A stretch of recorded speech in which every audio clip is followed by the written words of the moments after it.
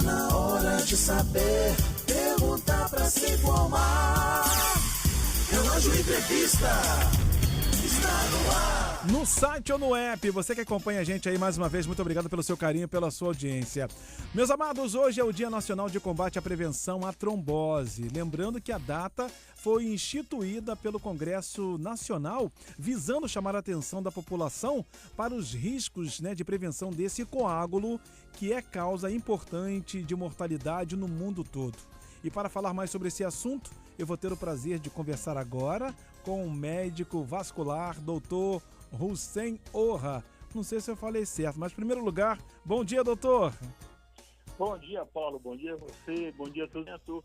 A fim de que, de posse do conhecimento, a gente possa evitar uma doença tão grave com desfechos muitas vezes fatais. Tá certo. Obrigado aí pelo carinho. Eu que agradeço em nome de toda a família Rádio Relógio. Doutor Hussein, a primeira pergunta aqui que não quer calar. Explica aqui para os nossos ouvintes, por gentileza, o que é a trombose, como ela se forma e quais os sintomas.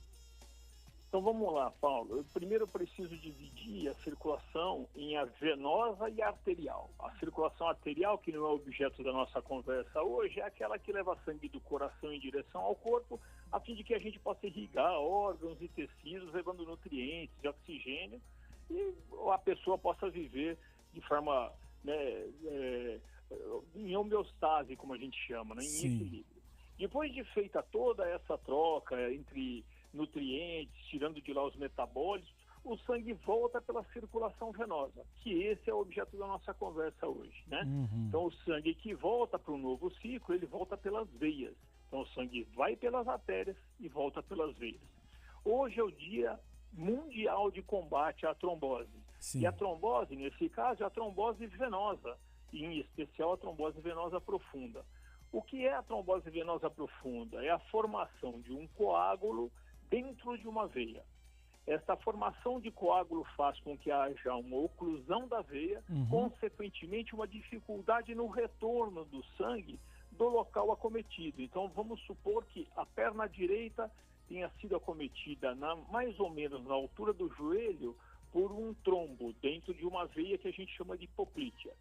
Todo o sangue que deveria voltar pela veia poplítea abaixo do joelho fica represado. Sim. De forma que o primeiro sintoma é um inchaço e um peso, um cansaço na perna insidiosos. A perna vai ficando cada vez mais cansada, inchada, de forma que no final do dia existe uma desproporção entre a perna direita, que é a que a gente usou de exemplo, e a perna esquerda. Então, um inchaço que vai acontecendo paulatinamente, com dor, com aumento de temperatura local. E isso é importante porque diferencia da trombose arterial. A trombose arterial deixa de levar sangue, então a perna fica fria, fica gelada. Sim. E a perna com uma trombose venosa, como há um acúmulo maior de sangue na perna, a perna acaba ficando um pouco mais quente. Isso é insidioso, A dor não é aguda, Sim. A dor é insidiosa, começa paulatinamente e vai aumentando. Então esse é o principal sintoma que nos faz suspeitar de uma trombose venosa profunda. E ela é muito comum, mais do que a gente imagina, em pacientes que acabam pegando voos longos, especialmente dentro de avião, em que os espaços entre as poltronas são cada vez mais curtos e que a mobilidade fica difícil. Então, é muito comum você, antes de viajar, viagens longas, especialmente acima de 6 horas, você escutar o vascular dizendo para você, olha, vá de meia elástica, tome bastante líquido, a gente andando no corredor de aviões, justamente para prevenir a trombose. Tá então, certo. basicamente, é isso aí, o quadro inicial, e mais comum da trombose. Sim. Doutor, já pegando carona sobre, da pessoa ficar muito tempo sentada, explica aqui para os nossos ouvintes, é verdade que só idosos podem apresentar essa doença e como é feito o diagnóstico, por gentileza? Não, isso é um mito, As tromboses acontecem desde os mais jovens até os mais idosos. Os mais idosos, naturalmente, são mais suscetíveis por conta de Virchow, em verdade, uma das causas mais frequentes é a imobilidade. Por quê? Porque se a gente lembrar da escola lá, a gente vai escutar que a panturrilha é o coração da perna. Sim. E a panturrilha é chamada de coração da perna justamente porque quando ela é contraída, se todo mundo aí, se os seus ouvintes fizerem um movimento com o tornozelo e colocarem a mão na panturrilha, eles vão perceber que a panturrilha mexe. este mexer da panturrilha é importante para ajudar no retorno do sangue. Então, quando você mexe a panturrilha, você empurra as veias profundas de encontro ao osso e isso faz com que o sangue suba. Os pacientes com um pouco mais de idade, com um pouco mais de dificuldade de mobilidade, acabam ficando mais tempo sentados, de forma que esse movimento acaba sendo um pouco menos comum nos pacientes com mais idade, ou seja, menos ativos. Por isso tem a impressão de que só os idosos são acometidos por trombose, mas não. As tromboses acometem também pacientes mais jovens e isso é possível. O diagnóstico é feito pela história, como a gente acabou de falar, né? Um inchaço insidioso, cada vez maior, uma dor insidiosa que vai aumentando paulatinamente e quando há desconfiança, a gente pede um exame de ultrassom chamado Doppler, que mostra se a circulação ainda é patente ou se ela está ocluída e se há trombo, se a pessoa que está fazendo ultrassom consegue identificar um trombo ou um coágulo dentro da veia, né? Existem outros mecanismos, né, de diagnóstico, como, por exemplo, o dedímero, que virou muito moda, né? Mas o dedímero, ou dímero D, como queiram, ficou muito famoso na época do Covid, mas ele serve como um marcador de melhor ou de pior de trombose, porque ele é muito pouco específico, é bem sensível, mas pouco específico. Ter dímero D aumentado não significa que eu possa cravar que a pessoa tenha trombose. Doutor, já a gente pegando carona aqui sobre a terceira pergunta, que a gente está em cima do laço aqui, até para não tomar tempo do senhor, explica pra gente, a trombose tem cura, o tratamento, se sim, como é feito? Sim, a trombose tem cura, a trombose tem tratamento, muitas vezes deixa uma sequela, mas o mais importante é deixar o seguinte recado. O melhor tratamento para a trombose é a sua prevenção. Movimentando-se, fazendo atividade física, tomando bastante líquido, evitando anticoncepcionais quando puder, ou hormônios para menopausa.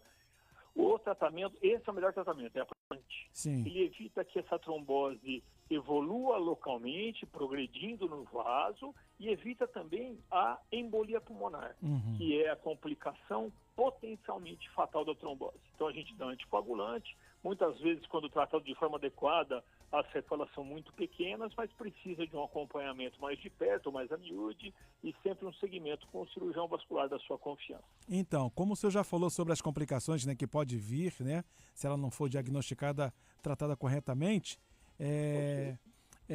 para fechar, doutor, existem formas de se prevenir contra a trombose?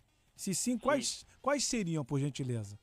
Olha, em verdade, como a gente já começou falando, a atividade física regular é muito importante, especialmente quando você mobiliza a panturrilha, que é o tal do coração da perna, né? Tomar bastante líquido, manter uma alimentação saudável, evitar tabagismo, evitar os anticoncepcionais e hormônios de forma geral. Com isso, a gente conseguindo uma boa relação peso e altura, fazendo atividade física, eventualmente nos pacientes com varizes grossas, usando a meia elástica quando não há contraindicação, são as melhores formas de prevenir trombose. Na verdade, a prevenção da trombose, ela se imbrica com a prevenção de quase todas as doenças. A atividade física é importante para praticamente tudo, né?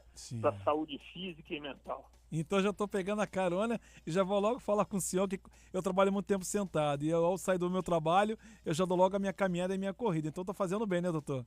Muito bem. Não é que você está fazendo bem, você está fazendo muito bem. Você parece que teve aula com o vascular. A ideia é essa.